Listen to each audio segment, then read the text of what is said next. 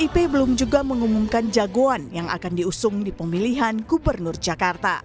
Padahal kemarin, PDIP kembali mengumumkan 60 bakal calon kepala daerah yang diusung dalam Pilkada 2024. Di antaranya mantan Wali Kota Tangerang Selatan Airin Rahmidiani yang akan berlaga di Pilgub Banten dan mantan Panglima TNI Andika Perkasa di pemilihan Gubernur Jawa Tengah. Keputusan PDIP menunda pengumuman tentunya menjadi tanda tanya. Apalagi sempat beredar foto Anies Baswedan duduk berdua dengan Rano Karno. Disebut pula jika lokasi foto di DPP PDIP sesaat sebelum pengumuman bakal calon kepala daerah. Dalam foto tampak Anies berpakaian batik merah, warna yang identik dengan PDIP. Namun, Ketua DPP PDIP Jarod Saiful Hidayat menyebut pertemuan itu hanyalah untuk bertukar pengalaman antara keduanya. Memang Pak Anies tadi kita lihat sempat datang di gedung B, ketemu sama Sidul, Bang Rano. Betul nggak? Bung Rano Karno. Kalian harus ingat bahwa Pak Rano, Bung Rano ini adalah Gubernur Banten. Wakil Gubernur Banten. Pak Anies itu Gubernur DKI. Masa Gubernur DKI sama Gubernur Banten berdiskusi ya? Tidak boleh, boleh kan? Boleh. Jadi dalam rangka untuk silaturahim, untuk membicarakan sebetulnya DKI ke depan itu seperti apa? Tukar menukar pengalaman. Sebelumnya, Ketua Umum PDIP Megawati Soekarno Putri sempat berkomentar soal pencalonan Anies di Pilkada Jakarta. Mega bilang kalau mau diusung PDI Perjuangan, Anies harus nurut. Kaget toyo, ada baju merah hitam, terus tapi pasang spanduknya. Itu kan suruh gotong Pak Anies ya, iya toh? Oh, siapa yang nggak lihat? Aku aja lihat kok. Itu, aku bilang enak aja ya.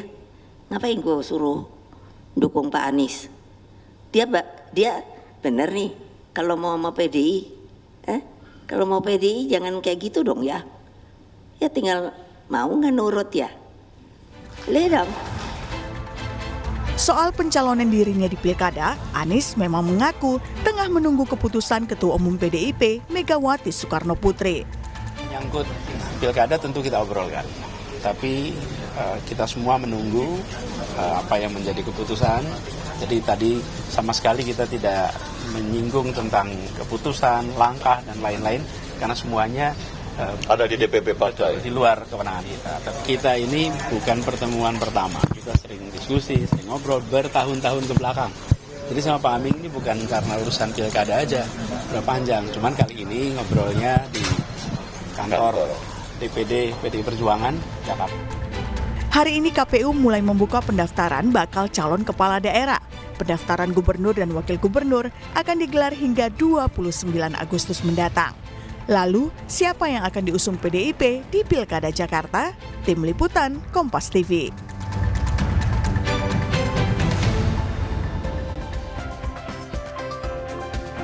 Saudara, PDI Perjuangan belum juga mengumumkan jagoan yang akan diusung di pemilihan Gubernur Jakarta. Padahal, saudara, kemarin PDI Perjuangan kembali mengumumkan ada 60 bakal calon kepala daerah yang diusung dalam Pilkada 2024. Yang menjadi sorotan adalah kehadiran Anies Baswedan sesaat sebelum pengumuman di DPP PDI Perjuangan. Lalu benarkah Anies batal diusung PDI Perjuangan? Lalu siapa yang akan diusung Partai Banteng ini? Kita bahas bersama dengan sejumlah narasumber di pagi hari ini. Sudah ada juru bicara PDI Perjuangan melalui sambungan Zoom. Sudah ada Mas Ciko Hakim. Selamat pagi. Assalamualaikum Mas Ciko. Pagi, Adisti. Iya, kemudian ada di studio, ada pengamat politik dari Universitas Al-Azhar Indonesia, sudah ada Kang Ujang Komarudin. Selamat pagi, Assalamualaikum Kang Ujang. Salam, selamat pagi Mbak Disti, iya. Bang Ciko. Iya, kita pagi. Kemarin agak sedikit terkejut lah ya, Mas Ciko, ketika kemarin PDI Perjuangan ini mengumumkan ada 60 kepala daerahnya yang dimajukan. Kemudian di saat yang bersamaan, hampir di saat yang bersamaan, sebenarnya Mas Anies dan juga Bung Rano Karno ini sudah memakai baju berwarna merah begitu. Kena prank atau gimana nih sebenarnya, Mas Ciko? Oh nggak gitu. Pada prinsipnya gini, ini harus ditekankan dulu ya, dan tidak terjadi berita yang aktivasi di hari kemarin itu tidak ada jadwal untuk mengumumkan calon kepala daerah. Kami ingin perbaiki komunikasi lagi bersama dengan Mas Ciko. Ini sedikit terputus-putus, kami tidak bisa mendengar suara gitu. dengan jelas. Halo, Oke. jelas nggak? Oke, ya silahkan Jelas? coba Mas Ciko. Iya, jadi pada prinsipnya kemarin tidak ada jadwal untuk mengumumkan calon kepala daerah dan calon wakil kepala daerah dari untuk Jakarta, juga untuk Jawa Timur maupun untuk Jawa Barat. Jadi ini yang harus ditekankan karena ada undangan juga yang beredar, yang kemudian saya juga mendapatkan undangan tersebut untuk hadir, dan semua daerah yang akan diumumkan kemarin itu tertulis dalam undangan tidak termasuk Jakarta. Itu satu. Yang kedua, kunjungan Mas Anies tentunya adalah bagian dari rentetan kunjungan atau pertemuan kader-kader senior di partai yang memang ditugaskan oleh Ibu Megawati Soekarno Putri untuk menjalin komunikasi dengan yang bersangkutan.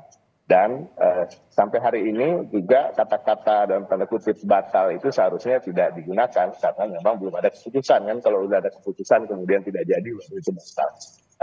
Hari ini mudah-mudahan akan ada titik terang terkait dengan siapa yang akan kami usung di Jakarta maupun dengan Jabar dan Jawa Timur. Harus diingat masih ada 40-an daerah lagi yang dalam gelombang 4 akan diumumkan. Kalau tidak hari ini ya mungkin besok. Oke, tapi kan ini juga sampai kalau misalkan seharusnya kan memang ada komunikasi dulu begitu ya, Mas Anies sampai datang begitu bersama dengan ngobrol sama Bung Rano Karno, bahkan memakai baju warna merah begitu, komunikasi politik yang ingin disampaikan sebenarnya semacam itu. Ya, saya rasa memang undangannya kalau bisa juga dikonfirmasi dengan timnya Mas Anies ya, bahwa undangannya adalah untuk silaturahmi dan untuk berbincang-bincang dengan Bang Rano. Jadi tidak ada di dalam undangan atau apa yang dikomunikasikan sebelumnya dengan Mas Anies adalah kemudian ayo datang, Anda akan diumumkan sebagai calon. Nggak ada komunikasi seperti itu. Jadi artinya kunjungan silaturahmi dan juga Mas Anies juga diterimanya di kantor kebudayaan atau bidang kebudayaan yang dipimpin oleh bukan di gedung Dewan Pimpinan Pusat Partai Demokrasi Indonesia Sejahtera. Oke, jadi saya ingin menegaskan kembali, jadi seharusnya bukan batal diumumkan, tapi memang belum diumumkan ya untuk Jakarta ini. Betul. Memang kemarin di dalam undangan untuk mengundang siapa-siapa yang diharapkan hadir untuk menyaksikan pengumuman juga ada agenda dan nama akan diumumkan dan tidak termasuk DKI Jakarta. Oke, tapi sudah ada komunikasi sebelumnya dengan Mas Anies, karena Mas Anies kan juga sempat izin juga sama ibundanya pakai baju warna merah juga begitu. Ada komunikasi yang miss atau seperti apa sebenarnya, Mas Ciko? Enggak juga, saya rasa itu biasa. Mas Anies ini kan memang terkenal dengan sopan santunnya, ya kan, dengan budaya timurnya, sopan terhadap semua orang, apalagi terhadap ibunya. Dan memang mungkin beliau menganggap kunjungan ke PDI Perjuangan kemarin itu adalah suatu hal yang besar.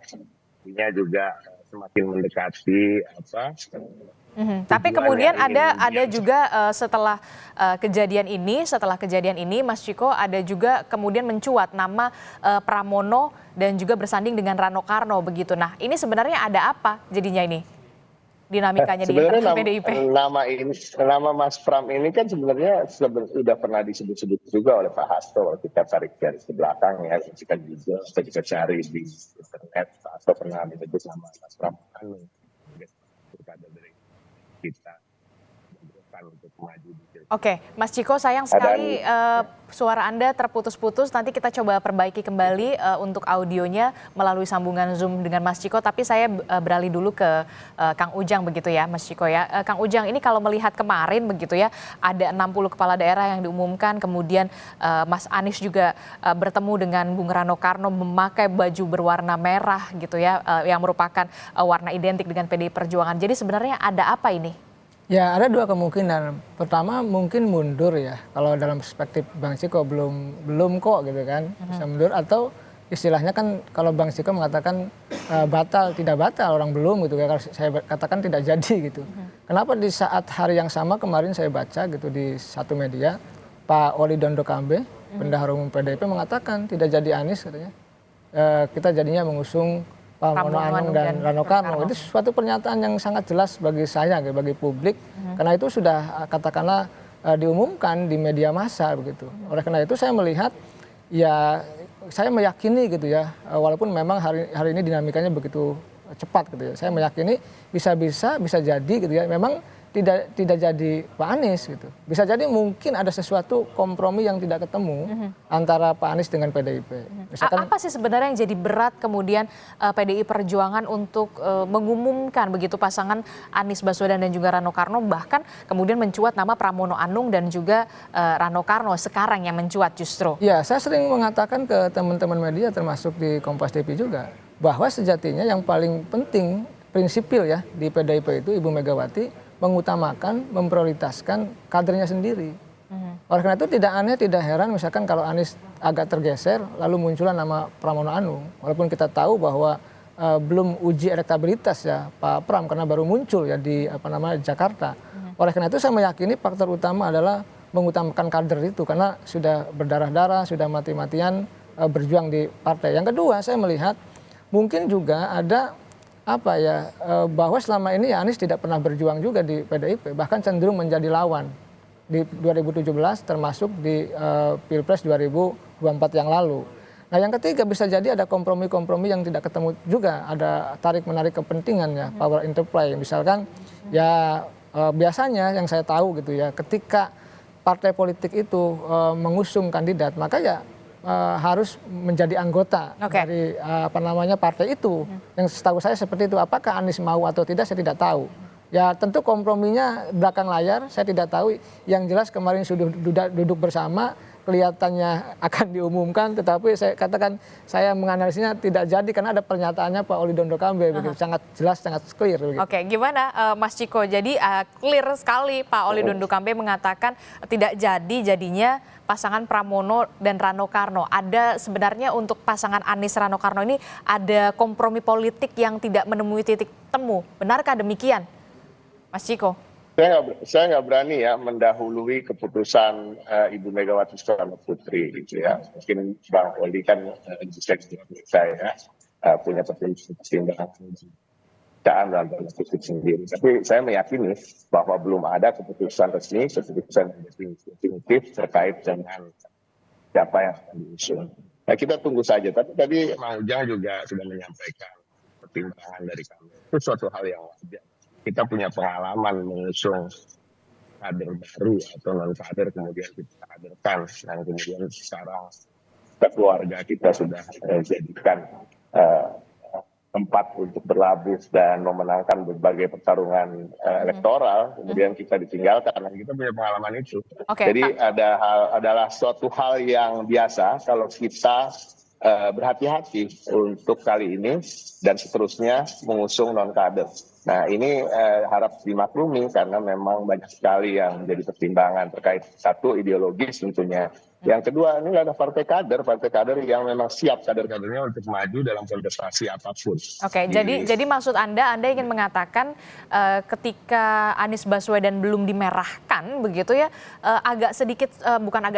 sedikit sulit untuk kemudian mendapat restu dari Ketua Umum PDI Perjuangan. Bahkan Bu Mega pada saat pidatonya mengatakan kemarin mau ikut PDIP atau mau dompleng saja. Saya ingin menyatakannya dengan cara yang lain ya. Akan lebih mudah untuk mendapatkan restu dan diputuskan sebagai calon apabila siapapun itu yang non kader dan kemudian belum masuk ke dalam partai politik manapun kemudian memutuskan selain menyepakati tentang ideologi dan garis perjuangan partai kemudian juga bergabung bersama kami dan bersama-sama. Oke, jadi Anda mengatakan langkah Anies ini terganjal karena belum ada terima kartu merah begitu? Belum dimerahkan? Bukan. Itu kan Disi yang mengatakan. Kan katanya tadi akan lebih mudah. Iya kan akan lebih mudah, tapi bukan mustahil apabila seseorang kemudian tidak bergabung. Banyak juga kok di daerah-daerah ini yang memang non kader berasal dari profesional, kemudian memilih untuk tidak mempunyai KTA PDI Perjuangan. Tapi tentunya komitmennya tetap sama. Komitmennya adalah ketika sudah usung karena partai ini didirikan bersama-sama. Tapi secara tegas kemarin saya melihat Bu Mega mengatakan untuk memperingatkan jangan asal dompleng saja. Kalau tidak mau nurut ya mendingan out saja. Itu kan sudah Kalau tegas sekali. itu dapat diartikan secara literal, itu bukan kata-kata siasat. Dan memang betul, jangan dompleng saja, artinya kalaupun tidak bergabung sebagai kader, jangan kemudian nanti tiba-tiba bergabung dengan partai lain atau tiba-tiba nanti meninggalkan partai kita. Kemudian dalam kontestasi elektoral berikutnya tidak masalah, tidak didukung oleh PDI Perjuangan, kemudian didukung oleh partai lain. Nah, ini yang justru saya rasa apa yang disampaikan Bu Mega itu loud and clear.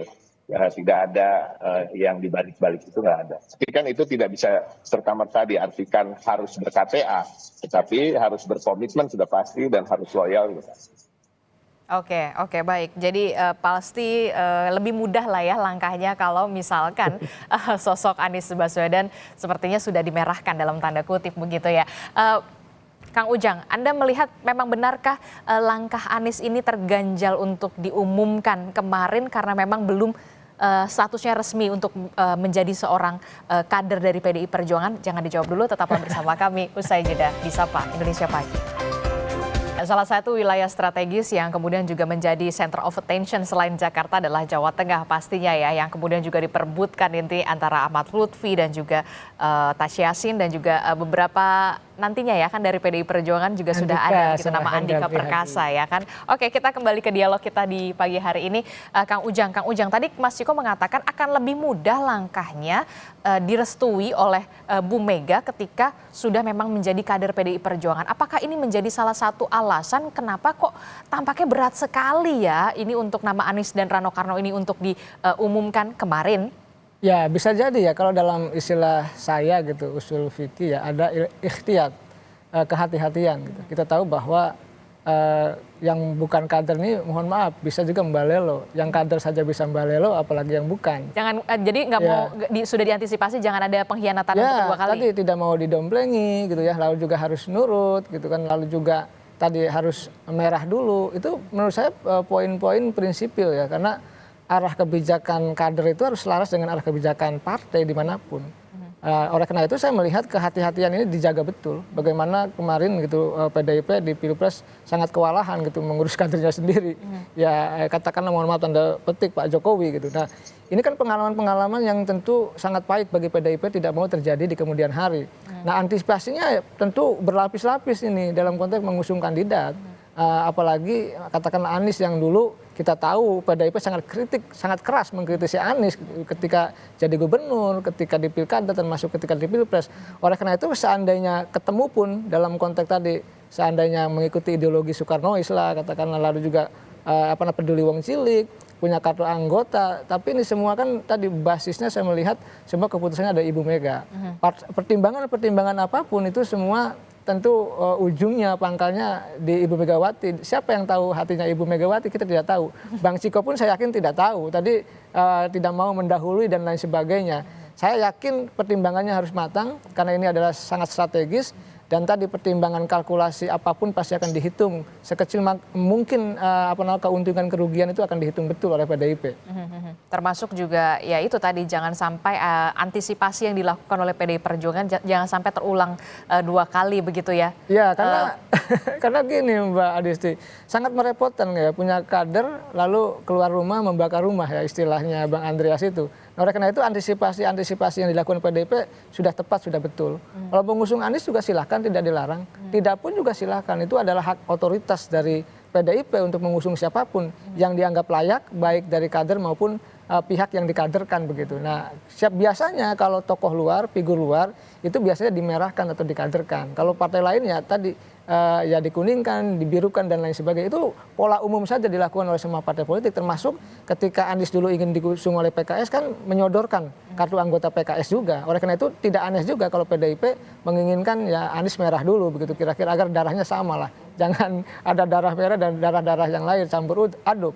Oleh karena itu saya meyakini ya apapun keputusannya kita hormati, kita tunggu sebagai bagian daripada dinamika ya politik di DKJ dari Jakarta yang begitu menarik gitu, begitu hidup, begitu berwarna sehingga ini menjadi tontonan yang menurut saya yang bagus seandainya misalkan PDIP jadi mengusung Anies. Kalau tidak jadi sih nggak menarik kalau tanpa Anies pilkada DKJ. Kalau nggak jadi mengusung Anies kurang menarik nih kan karena harus sengit lah ya, harus lawan yang sepadan sebenarnya Mas Ciko. Saya rasa enggak juga. Jadi di internal kami juga ada nama Basuki Cahayapurnama yang angka surveinya juga bisa tinggi, bahkan di atas Ridwan Kamil, itu kan satu.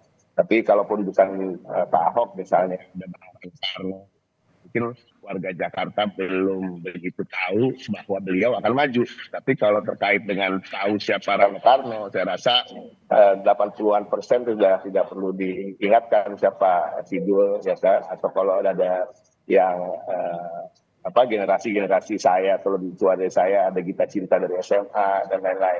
Jadi selain itu tentunya Bang Rano juga sosok yang mumpuni, punya kompetensi, punya pengalaman yang komprehensif di bidang pemerintahan, pernah jadi wakil bupati, wakil gubernur, kemudian anggota DPR RI, kemudian juga Oke. terbesar. Jadi peluang terbesar. Ini artinya Bang Rano pun cukup kompetitif nanti kalau bisa dilawankan dengan Oke, jadi peluang terbesarnya siapa kalau melihat elektabilitas ya dan juga hitung-hitungan politik dan juga kalkulasi? Anies Rano, Pramono Rano, atau bisa saja Ahok Rano? Jadi gini, kalau mau jujur, peluang Mas Anies, peluang Mas Basuki Cahayapurnama, Bang Rano maupun Mas Pram sama peluangnya, presentasi peluangnya pun sama. Jadi kita tunggu saja bagaimana nanti Ibu akan mengerucutkan nama menjadi 2 nama, calon kepala daerah dan calon wakil kepala daerah di Jakarta. Tapi saya melihat ada aroma-aroma pengumuman ini akan ada di injury time begitu. Benarkah ada gerilya-gerilya yang akan dilakukan oleh pihak dari mana gitu, dari eksternal? Anda melihatnya bagaimana?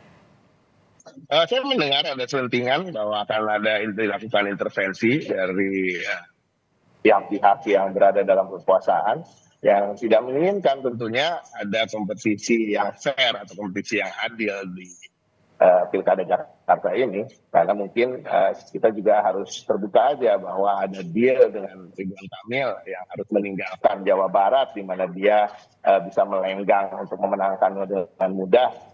Untuk dia maju di Jakarta tentunya harus ada jaminan-jaminan. Mungkin salah satu jaminannya untuk supaya misalnya Ahok atau Anies tidak maju kan, hal seperti itu biasa. Ada manuver-manuver dan saya hanya baru mendengar, saya belum bisa mengkonfirmasi secara pasti ya.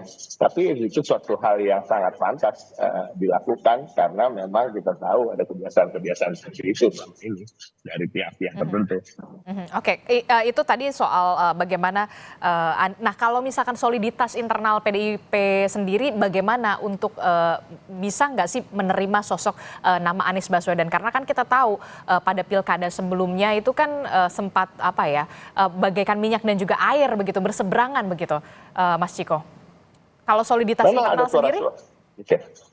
Memang ada suara-suara dari arus bawah, khususnya pemilih yang loyal terhadap PDI Perjuangan, yang agak resisten terhadap ide untuk mengusung dari non-kader, khususnya Pak Anies. Ini saya terbuka aja, karena memang ada pengalaman di 2017, pengalaman yang tidak baik, pengalaman cukup buruk. Bukan hanya bagi kami, tapi juga bagi seluruh masyarakat Jakarta yang cukup mencekam ya, ada politisasi agama yang kuat, polarisasi, gejolak-gejolak yang terjadi. Tetapi tentu ada hal yang lebih besar juga dipikirkan oleh sebagian kader lain yang mengatakan bahwa ini ada pertarungan yang lebih besar yang harus kita menangkan dari sekedar pertarungan antara Anies dengan PDI Perjuangan atau Anies dengan Ahok, ya kan? Ada pertarungan besar, apa itu? Pertarungan untuk mempertahankan demokrasi kita yang selama ini kemunduran, demokrasi kita yang kita anggap tidak sehat lagi, ada pemaksaan untuk menyatukan gerakan tanpa memberi ruang bagi sikap-sikap yang berseberangan dengan pemerintah atau dengan kekuasaan, dan ini juga harus dilawan. Dan apakah ini bisa dilawan dengan berjalan sendiri-sendiri, atau tidak, harus ada persatuan di antara pihak-pihak yang memang berada di luar poros kekuasaan itu. Jadi ada semacam balancing lah. Tapi ini menarik, artinya exercise-nya juga menjadi menarik bagi kami sebagai partai politik yang cukup tawakan. Tentu pada akhirnya nanti kami bisa menentukan sikap yang terbaik. Namun tentu saya ingatkan, apapun putusan yang diambil oleh PDI Perjuangan atau Ibu Megawati Soekarno Putri tidak mungkin bisa menyenangkan semua pihak. Jadi kita tunggu saja mudah-mudahan dalam waktu dekat ini. Dalam waktu dekatnya kapan nih? Kalau hari ini kayaknya aku nggak bisa gitu, antara besok atau lusa. Antara besok atau lusa atau hari ini. Oke, baik. Kang Ujang, Anda melihat gimana nih? Apakah pengumuman ini akan dilakukan secara injury time begitu, ketika memang di detik-detik terakhir dengan tetap mengusung Anies Rano, ataukah kemudian ada nama yang kemudian berpeluang yang sama besar peluangnya? Kalau tadi kata Mas Ciko, Pramono, Rano. Ya semua serba kemungkinan ya. Kalau politik itu kan tidak bisa dipastikan karena bukan matematik. Jadi tadi Bang Ciko sudah katakan semua tokoh tadi, Pak Anies gitu, Pak Pram dan Pak Ahok punya potensi untuk bisa diusung, peluangnya sama.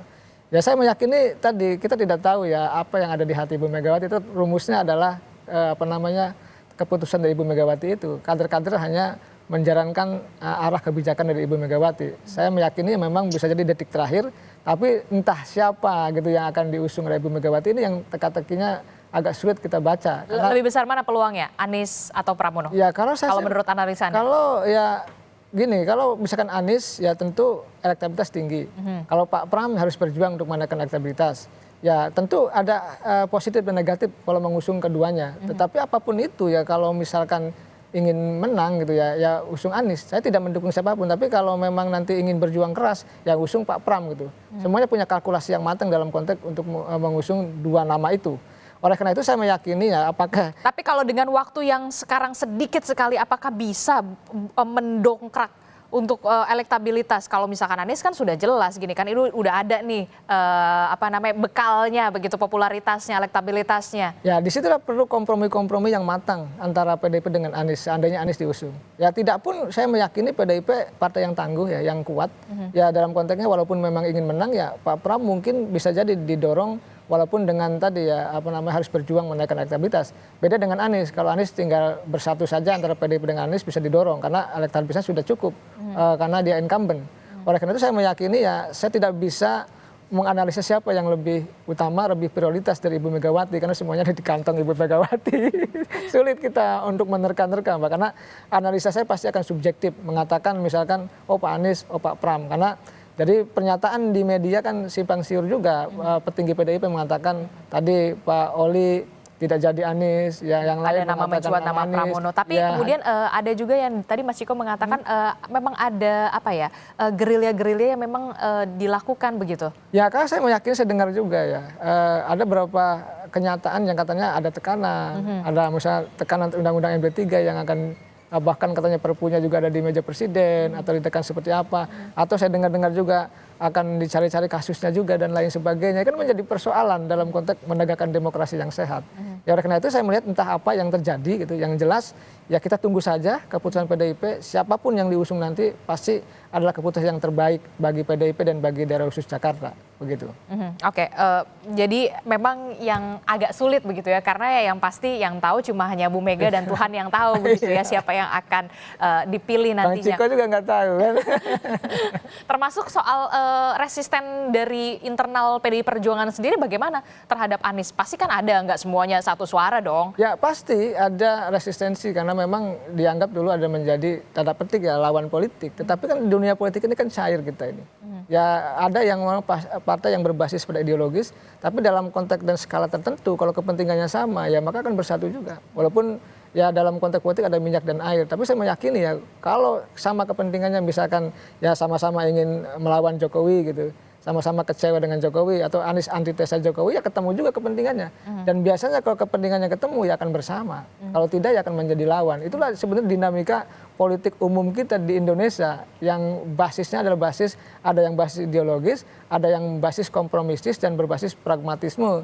Tetapi apapun itu hak partai sekali lagi mengusung Anies atau tidak, mengusung Pak Pram atau tidak, itu adalah wilayah kewenangan Ibu Megawati yang punya hak otoritatif untuk mengusung calon kepala daerah di Jakarta khususnya. Kalau saya sih melihatnya karena memang pada saat kemarin Bu Mega benar-benar bisa dikatakan sangat bersemangat sekali pada saat pidato mengatakan mau ikut PDIP atau mau dompleng saja. Di saat yang bersamaan juga di situ ada sosok Airin Rahmidiani gitu ya, yang kita tahu memang Golkar begitu, dan beliau juga berada di dalam ruangan tersebut, kemudian sempat ditunjuk juga oleh Bu Mega Anda memang melihat ini memang sudah seharusnya ketika mau masuk menjadi kepala daerah dari PDI Perjuangan ya memang itu syaratnya, jangan mau dompleng saja begitu. Iya, kan begini, partai politik Itu juga berlaku ke Anies ya berarti ya? punya prinsip. Artinya harus jadi kader dong. Saya melihat gini, banyak teman yang maju di kepala daerah ya, baik gubernur gitu maupun wali kota bupati itu ketika masuk partai A, direkomendasi oleh partai A itu masuk partai. Langsung buat kartu anggota, bahkan pindah dari partai yang lain yang tidak mengusungnya itu. Apalagi ini kan bukan kader ya, artinya bukan dari kader partai yang lain. Anies itu adalah independen, artinya ketika masuk ke PDIP ingin dicalonkan ya suka tidak suka, senang tidak senang harus punya kartu anggota. Sama mau saya contohkan dulu Gibran ketika ingin maju ya punya kartu anggota. Bobby juga sama lah. Termasuk juga nama Air ini Ya nih. nama Air itu pasti akan sama, jadi akan haknya sama, kewajibannya sama dalam konteks untuk menjadi kader ya dari partai itu, karena partai tidak mau kecolongan, partai tidak mau hanya jadikan domplengan, Mbak. Betul. Jangan juga jadikan sebagai kendaraan atau tiket saja. Lalu ketika sudah menang ditinggalkan. Karena ini menjadi persoalan dan problematika bagi partai. Oleh karena itu prinsip partai kita hargai. Bahwa nanti misalkan ada kompromi masuk jadi punya kartu anggota itu menjadi sesuatu yang bagus saja bagi partai politik. Karena memang kenyataannya siapapun calon tokoh bangsa di Republik ini, baik tingkat nasional maupun calon kepala daerah, ya harus ya bagian daripada kader itu gitu loh. Walaupun memang dibuka ruang juga dari calon independen dan tokoh-tokoh lain untuk bisa maju, tetap bahwa kita adalah membangun sebuah sistem kepartaian yang baik gitu. Kita ingin partai ini tumbuh bagus, besar ke depan itu ya menjadi partai yang demokratis, yang memang menjadi kawah candra di muka kepemimpinan bangsa. Oke. Gitu. Oke, saya terakhir ke Mas Ciko singkat saja. Jadi keputusannya besok atau hari Kamis? Iya, besok atau hari Kamis. Sampai hari ini saya belum ada update baik di grup-grup WhatsApp partai maupun juga langsung dari Pak Sekjen. Biasanya saya mendapatkan update apa yang akan terjadi pada itu. Mudah-mudahan dalam waktu dekat ya memang. Tapi kembali lagi harap karena ini bukan hanya untuk DKI Jakarta, ada Jawa Barat, Jawa Timur, dan 30-an lagi kabupaten kota yang akan kita umumkan, ya kan? Mungkin saya juga ada di nama di situ kan kita nggak tahu ya. Kita tunggu aja lah. Oke, baik. Yang pasti ya, apapun itu menangnya itu bukan sekedar mau memenangkan saja, tapi yang harus dimenangkan adalah hati rakyat dan juga menangkan gagasan untuk kemudian punya problem solving untuk wilayah tersebut, mau itu di Jakarta, kemudian di Tangerang, atau kemudian di Jawa Tengah, Jawa Timur itu kan ya, Mas Ciko ya. Dan komitmen untuk bergotong royong bersama-sama dengan PDI Perjuangan bukan hanya dalam kontestasi elektoral yang sekarang, tapi yang berikutnya dan sampai nanti seterusnya. Oke, baik. Terima kasih Mas Ciko telah bergabung bersama kami. Kang Ujang, terima kasih sudah hadir di Sama-sama, studio. Mbak Disti. Terima kasih semuanya. Assalamualaikum, selamat pagi, sehat selalu.